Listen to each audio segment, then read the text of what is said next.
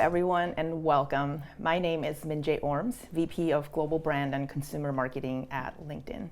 And I'm joined here today by a powerhouse panel of business leaders to discuss an incredibly timely and important topic: redefining the marketing organization of the future.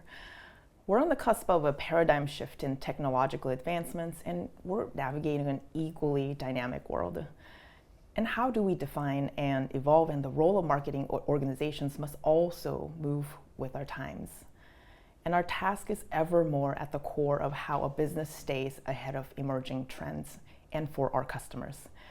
How does our structure reflect the strategy we're trying to see through? What do critical skills look like for the next generation of marketers? And what must we continue to keep in focus even as we navigate these changes? To discuss these topics and more, I am joined today by Carla Zakhem-Hassan, CMO of JPMorgan Chase, Carrie Palin, CMO of Cisco, and Darla Price, President at Ogilvy, New York. Welcome to you all. Thank you. Thank you. All right, let's start this conversation. And with any business organization, the leadership really shapes and defines from the top what your culture and strategy looks like. So I'd like to take a moment to talk a little bit about your own careers and what kind of changes you may have navigated and driven. And what does that look like when you think about that in the context of what we are facing today? And let me start that with you, Carla. Well, first of all, thank you so much. It's such a pleasure to be here with you guys and to be here with you to not just share our experiences, but also to learn from everybody. So I'm really excited to be here. And I think when I think about change, it's the only thing that is constant. I think you had said that not too long ago, which I think is really, really important as I think about my career. Because on paper, you look at my career and say, oh, she's got a pretty traditional marketing career. She started in consumer packaged goods marketing and then did some retail marketing and then now is in financial services. And so you think that it's pretty traditional, pretty linear, not a lot of change. And the reality is that at every step, I took a different turn to get to where I am. And so, the change that I have seen in not just the industry, but in how we think about marketing, technology's role in marketing, the role that marketing plays, I think is really, really important and has kind of shaped the kind of leader that I am as I think about sort of the role of marketing in driving growth for our businesses. But yeah, it's an interesting thing when you think about your own career and how you pivot from for example, consumer packaged goods, which was pretty traditional at the time, and coming up as a commercially driven marketer, moving into retail at a time when e-commerce was booming, digital marketing, loyalty programs. So thinking about marketing very differently from a first-party data perspective, and now into financial services. That is a completely different animal from the two places that I was before, the two industries that I was before. And at every step of the way, it's just being curious about learning and evolving how we think about marketing. That's been sort of a hallmark of how I think about marketing growth. I love that. You led with curiosity and ran right towards things that may have been scary, but you are on top of your world. That's right. I always say to people, never say no. Never say no to an opportunity. It's the thing that I think has sort of led me to where I am. Never say no to someone saying, do you want to go, take this job? Do you want to go international? Do you want to take a more central function, enterprise function versus a line of business function? Really never say no so that you can understand the business as much as possible. You really made it your own. Yeah. How about you, Carrie? So I love what Carla said. I honestly, as not linear, but as more predictable as your progression has been, mine has been incredibly unpredictable. I always say that I really shouldn't be where I am today because I didn't even have a marketing degree. I grew up in communications, had a journalism degree in communications, and started at Dell right out of undergrad. And 3 months into that job, they said, oh, we're reorging, and you're going to be an assistant brand manager. And I literally had this panic. I thought, oh my God, they're going to find out I've never taken a marketing class. And even though that said it on my resume, and I was like, they're going to find me out, right? And my career's going to be over after 3 months. And it turned out what that moment did is it taught me as a 22-year-old to get comfortable being uncomfortable, like to lean into the discomfort and have to learn on the job, because that is what my career has been. there have been so many pivots and changes, and marketing has changed so much, B2B marketing has changed so much, but also after 17, 18 years of doing big Fortune 50, I took a massive pivot and went to Silicon Valley and worked for a 31-year-old founder CEO of a high-growth software as a service company that had just gone public. And you talk about risk. I mean, like, there was failure written all over. It's like big red flashing lights, like, don't go here, right? Like, you are not right for this job. And yet, my husband and I just had this discussion, and he was just like, don't fear the failure, like, lean into it. Like, you can do this. And even if you don't, what's the worst thing that can happen? And the moment he kind of said, like, the so what, I was like, oh yeah, like, it's okay if this is a spectacular failure, because I'm going to learn something. And what's the worst that can happen? I go back to being a VP at a Fortune 50 tech company? Great. Like, that's awesome. And so we just went. And the moment that happened, that big, massive, like, dive into the deep end and the water's really chilly, the moment that happened, it changed everything. And just the fear went away. I just thought, okay, if I can tackle this. And it wasn't just me, it was my team, right? This is every great leader. It is who you put around you that I get to learn from every day. And so I found out that was my core strength, is building and curating and loving on and nurturing amazing teams that I got to learn from every day. So I consequently became a better leader and more functionally adept in all the things. And so it landed me here. But I would say that the theme for me has been courage and change. Curiosity, courage, and change. How about you, Darla? I love it. So you say you weren't meant to be here. I feel like I always knew I wanted to be in advertising. When I was a kid, I saw this McDonald's ad, and it just made me feel something. And I was like, oh my God, I love it. But I wanted to be an artist, and I thought I was going to go to art school, and my parents were not having it. So they didn't want me to starve for the rest of my life. So, I majored in advertising, which I find very boring. Like, I wish I had tried something interesting. So I actually respect that you did something completely different. We don't learn that much in marketing anyway, honestly. We don't. You learn it. It's hands-on. It's hands-on. It is. But, I started at a small multicultural marketing shop, and it was wonderful. I was there for several years, and I always knew I wanted to get to New York because it's the mecca of advertising. And so I worked with Arnold for a bit, and then eventually went to Saatchi. And while I was at Saatchi, a couple of years in, the head of talent sat me down one day, and he's like, you mentioned you want to work for P&G, which is a great big global brand. And at the time I was running General Mills, like a bunch of packaged goods stuff. And he's like, we have a job in Singapore. I was like, what? Wait, where? And he gave me the opportunity to go run their digital hub, and it was, at the time, was a small 30-person shop. And I was there for 2.5 years, and by the time I left, it was about 100 people, which was amazing. But, I think to the lessons that you've learned, like, I think my big lesson is to take risks in my career. I had no passport. I had never been to Singapore. They moved me in 3 weeks. And it's been one of the biggest, like, monumental parts of my career, because I learned a lot about culture and also just myself, right?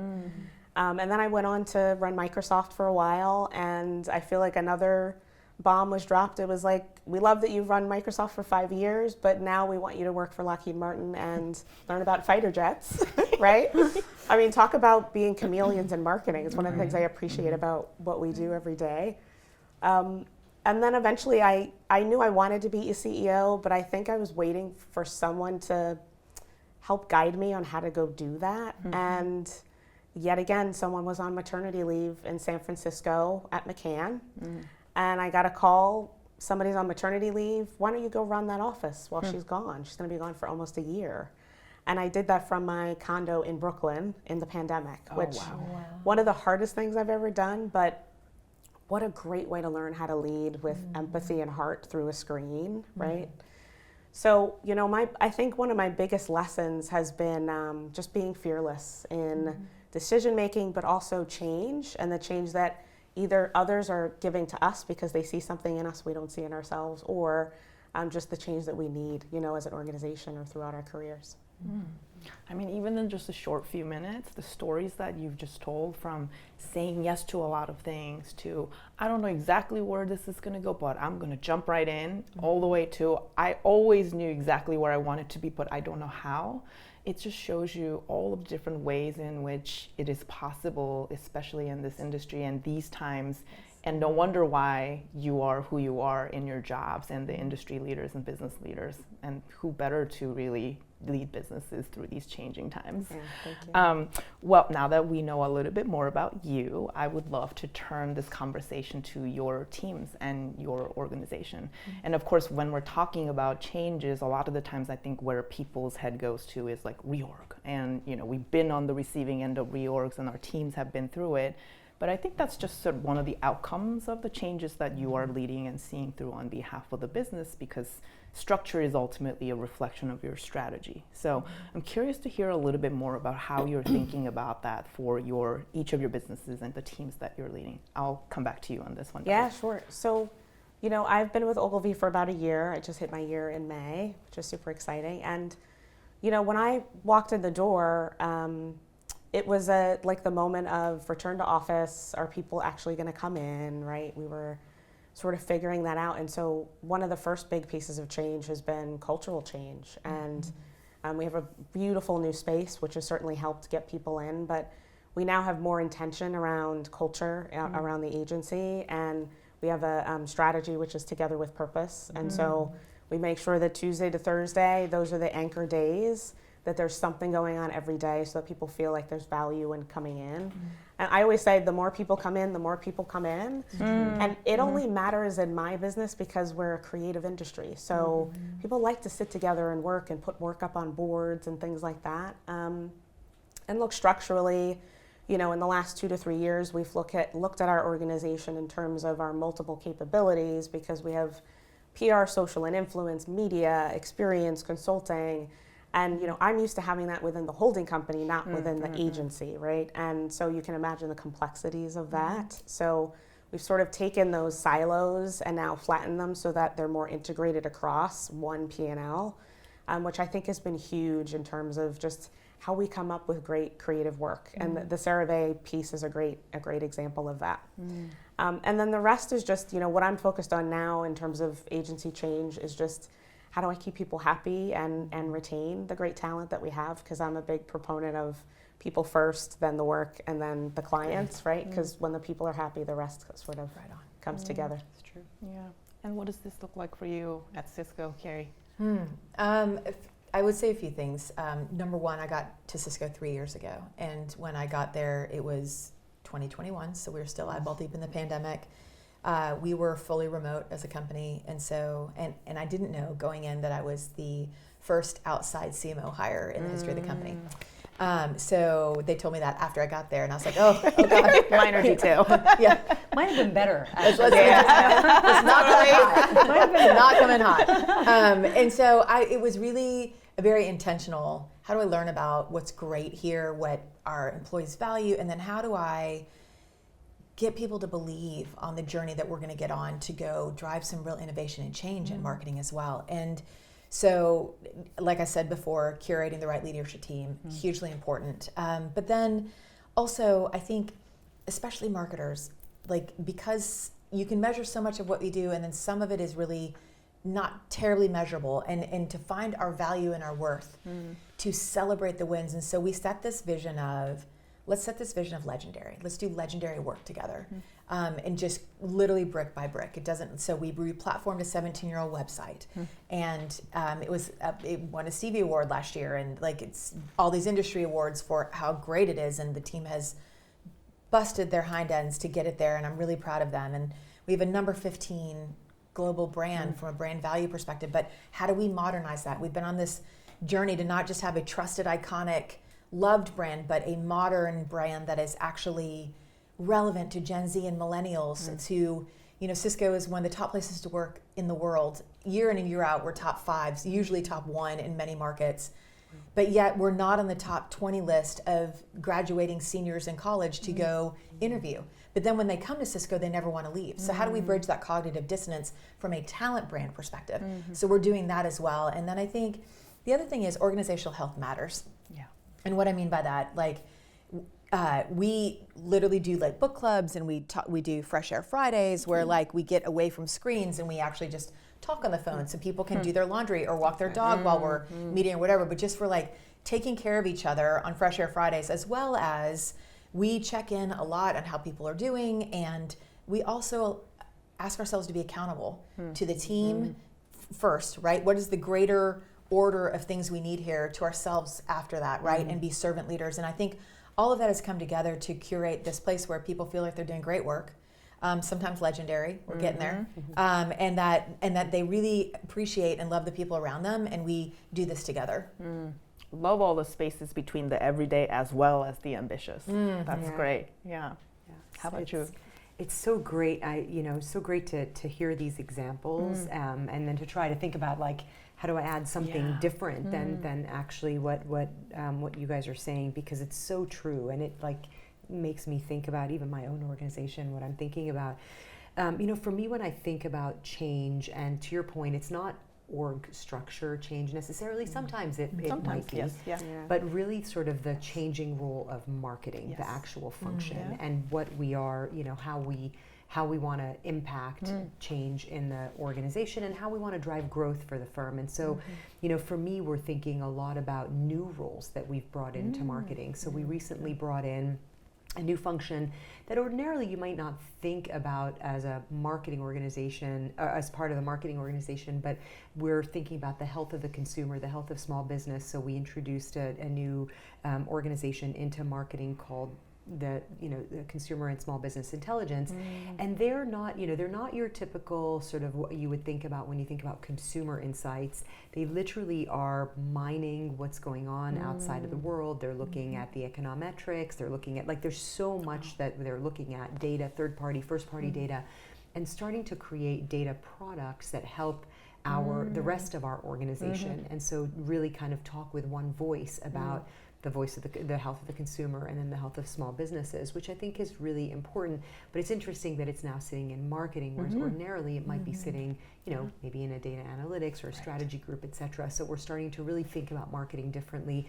I recently brought in a new internal CMO. So we've got 320,000 people at JPMorgan Chase, and trying to think about how to talk to them about our brand. What's our brand's narrative? You have people that work on the Chase business, that work on the JP Morgan business.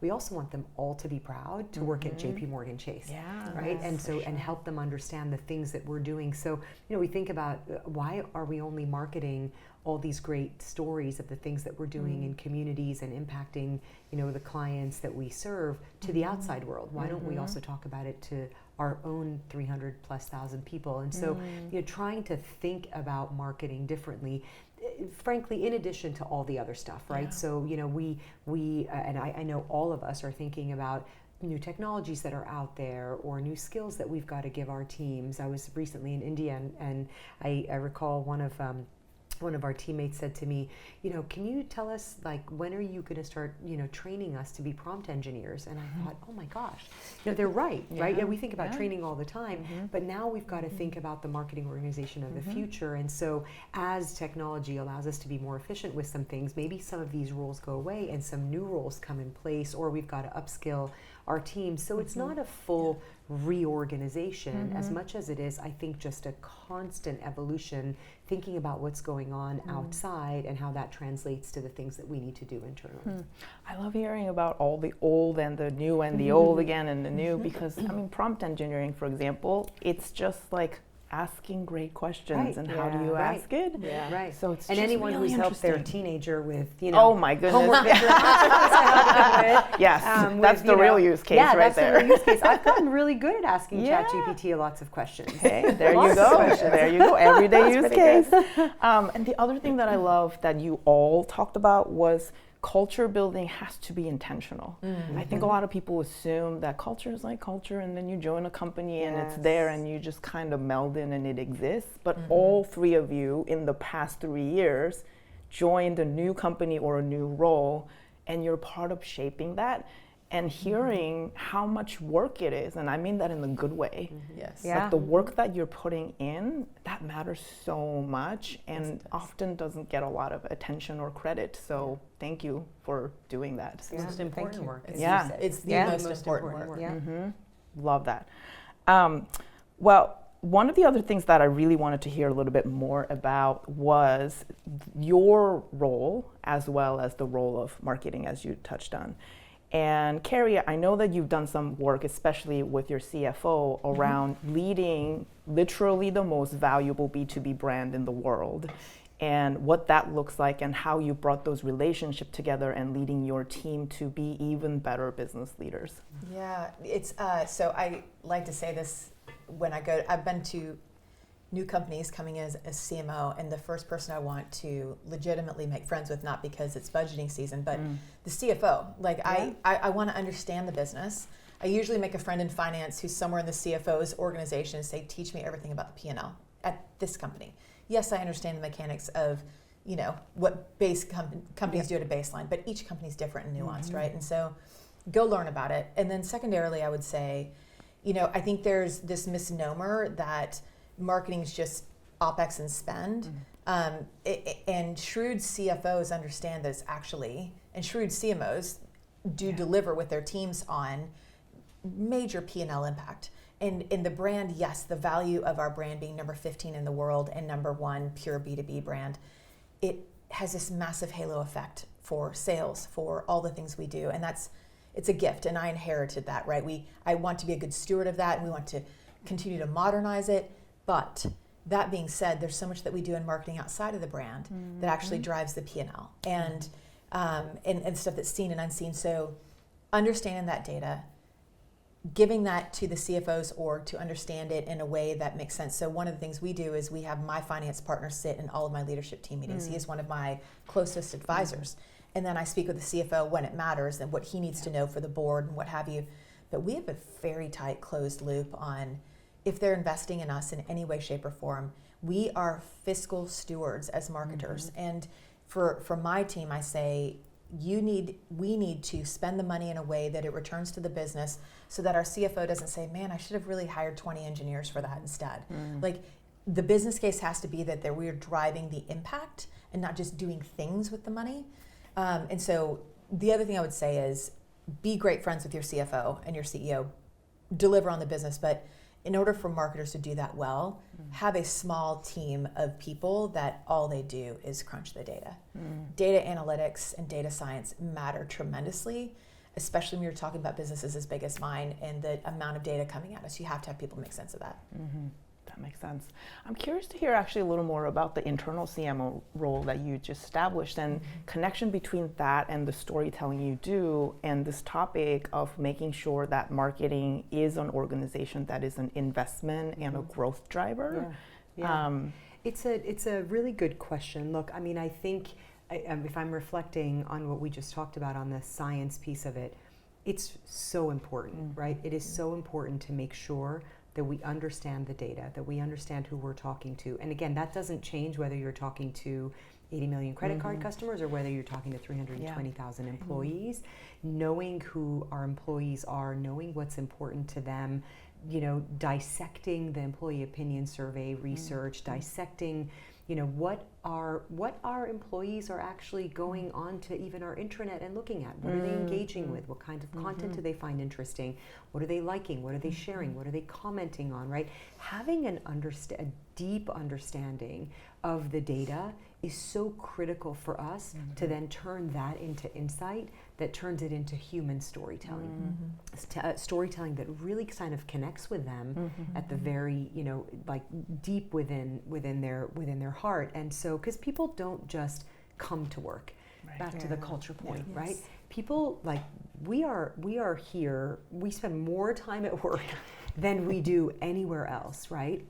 Our colleagues become our friends. Even in different functions, they become our friends. And so it becomes really important to understand the human side of our people, and being able to marry the data with the heart is really important. And that, for me, is what our internal CMO is also doing. That's great. You know, one of the weird hobbies I have developed being in marketing this long is I love reading the earnings report and seeing the stories that are in the numbers and the data. And to tell then our teams, hey, it's not just about the ticker, but it's actually what is the story that is behind the numbers and the trends that you're seeing, and surprised that actually not as many people think about that. And so getting our teams to also understand that piece of it. Sorry, can I just build on Yeah, that? no, please. When I have young people that are graduating college ask me for advice on interviewing, I always say, look, go listen to the earnings reports. The last 2 or 3 of the company you're interviewing with. You will glean incredibly important things that CEO cares about, and believe it or not, it's going to set you apart from most of the people that are interviewing against you, right? Like, so go listen, and they're publicly available for publicly traded companies, right? Yes. Go take the time to do that. Yeah, and just to add on the advice. agency side, same. I mean, we learned so much about the pressure that you all are often under, right? And the things that maybe aren't talked about based on the questions that people are asking. Right on. So it's so hugely helpful, and it's a good thing to nerd out on. You shouldn't be embarrassed by that at all. It's It's not a good weird. hobby.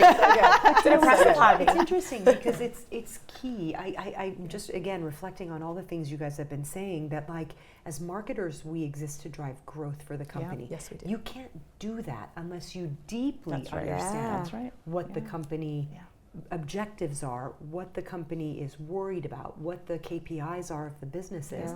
You cannot solve problems creatively, innovatively, in big ways, That's right?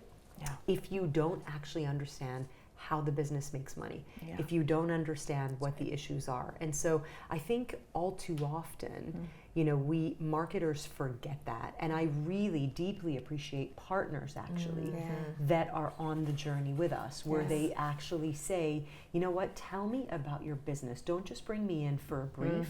Tell me about what you're actually grappling with, so that I can help you solve a business issue, right? Not just help you solve a creative issue, but a real business issue. That's really meaningful, and that I think that distinction is very important. It is. I agree. Absolutely. Okay, so in the remaining time, usually when folks are watching us having this conversation, a lot of them are looking at you from places where I want to be like them someday. And you've already shared a lot of wisdom around how you got here. When you look at the next generation of marketers, people who are going to join your teams, help grow the businesses, what are some of the things that you're looking for, and what are the skills that you want them to have? Yeah. That's a great question. One of the things that I look for in today's environment is what I call multisport athletes. I think that we have to wear so many hats at all levels. You know, when I was coming up, teams were huge, you know, and we would be man map, right? Okay, so the client has 20 people, team has 20 people, here's who you should match with. Now everything is completely in disarray because the businesses are volatile, right? We're in a post-pandemic world. And so I look for people that have interesting outside interests or previous careers or previous things that they've studied in school that makes them unique and also like sticky culturally for the agency. I'll give you an example. There's a young lady at the agency who I love, and when she was coming into the agency, she mentioned that she owns an ant farm in Asia with her ex-boyfriend. And she could go on and on for 30 minutes about this ant farm, and it said to me, she's an entrepreneur. Like you think, and it's not a small thing. It's making money for her. She's talking about sustainability. She connects the ants to energy. I don't remember all the details, but like that makes her such a well-rounded strategist in a very unique and different way than somebody else. So I look for people that have multi-faceted interests in things because I think it helps our clients too, and it just helps people look at the work differently. Yes. Anything from you, Carla? I think you've talked about soft skills before, too. We could spend an hour talking about it. I would say a couple of things. One, for me, empathy is really, really important. The soft skills piece, I think that it is, you know, post-pandemic, people talk about it a lot more. Before the pandemic, people talked about it as being nice. Yeah. And to me, empathy is not being nice, right? Like empathy is like literally the meaning of it, right? Putting yourself in somebody else's shoes so you know where they're coming from, so that you can be a little bit more sort of, you can understand how to solve problems together, because they're coming at it very differently than you are. And so I think folks that have that empathy, and for me, is really, really important, because and it's important in a large organization that's very matrixed, where you've got functional leads, you've got folks that work enterprise wide, you've got folks that work on lines of businesses, right? And so you've really got to think about how do I come at it very differently than somebody else. And the only way you're going to do that is if you fully understand where they are coming from. So I look for people that have that kind of inherent piece. That is really, really important to me. And then the other thing I'd say is, I always say passion over pedigree any day. Any day. I agree. Like you're going to be right. Yeah. Like you're going to come into our environment. And back to the point of like, I understand a P&L, but do I understand Cisco's P&L, right? Yeah. Right, when you first came in. Totally. And so that idea of, you understand marketing, you know how to do but we are going to we're going to really on-the-job training about how to do marketing the JP Morgan Chase way. Yeah. And for me, I just want to know, like, are you happy to be here? Do you want to be here? Yeah. Do you love the craft of marketing? Do you want to join us in growing the business together? And if you do, come on in, right? Like, come on in. We'll give you everything else you need here. But I would any day, someone that's like hungry and wants to do it versus like, oh yeah, I'm here. What, now, right? What have you done for me lately, kind of thing. And so for me, those are two important things. There's many others, but I think those are the two that kind of sit at the top for me. Yeah. Any last words from you, Carrie? Yeah, two things. Building on what you said, I think there are 50 problem identifiers for one problem solver. So I love people who have a real passion for solving problems and any kind of problem. Just back to your athlete point versus a skill position player. Yeah. Do you have a passion to be a problem solver? That has to be just who you are. And then I think secondarily, back to the culture piece, you can hire the smartest person on the planet, but if they are culturally toxic, it will kill your team. So hire for empathy, but hire for people who are just, I had a boss say to me one time, he hired me because he was like, functionally you can do the job, but I just, after 6 hours of being with you, you passed the airport test. And I was like, what's that? And he was like, you're somebody I could get stuck with at the airport and know that I could love being teammates with. You would make me laugh. Like we would have a really interesting conversation about what's going on in the world, but like strive to be a great teammate, because I'm looking to hire people that bring diversity of thought, but also are just great teammates, because then they make great leaders. And so my job is growing up the next generation of leaders at Cisco and outside of Cisco. And I want to look for people who are hungry to solve problems and are great teammates and pass that airport test. Yeah. That's great. Well, thank you all so much for your wisdom and insights and for joining us. And I wish you all safe travel, but I wouldn't mind getting stuck at the airport with you. Likewise. Same here. Yes. Okay, for those of you watching this, I want to leave you with a couple of call to actions. First, we talked a lot about the changing environment of our industry. So to learn more about the changing organizations of marketing industries and the business around the world, be sure to check out our B2B marketing benchmark report that we just released. And secondly, follow them on LinkedIn. They will be sharing with you their personal stories, the wisdom from the businesses they're leading. And this is going to be so much more than the 30 minutes we had together. So please find them on LinkedIn. Thank you and take care.